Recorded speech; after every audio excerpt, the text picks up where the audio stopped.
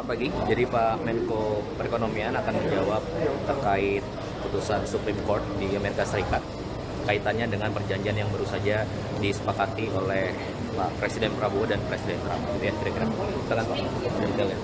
Terima kasih, saya didampingi Pak Seskap dan Pak Dubes Indonesia di Amerika, Susilo. Pertama, kemarin sudah ada putusan dari Supreme Court terkait dengan pembatalan tarif secara global dan meminta pemerintah Amerika mengembalikan reimburse tarif yang sudah dikenakan ke masing-masing korporasi.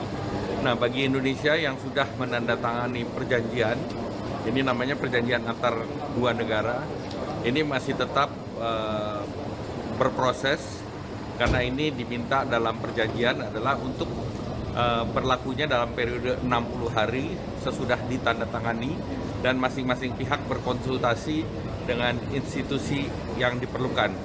Artinya dalam tanda petik mungkin Amerika juga perlu berbicara dengan Kongres atau Senat, sedangkan Indonesia kan dengan DPR.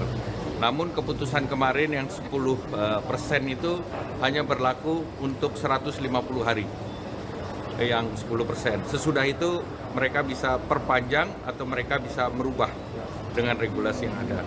Nah, bagi Indonesia, karena perjanjian ini masih berlaku akan efektif 60 hari, kita punya waktu. Kami sudah berkoordinasi dengan USTR dan mereka mengatakan akan ada keputusan kabinet mereka terhadap mereka yang sudah menandatangani.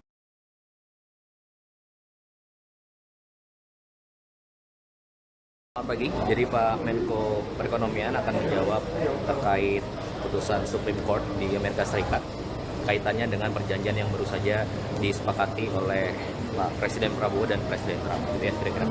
Silakan Pak. Detailnya. Terima kasih, saya didampingi Pak Seskap dan Pak Dubes Indonesia di Amerika, Susilo. Pertama, kemarin sudah ada putusan dari Supreme Court terkait dengan pembatalan tarif secara global dan meminta pemerintah Amerika mengembalikan reimburse tarif yang sudah dikenakan ke masing-masing korporasi.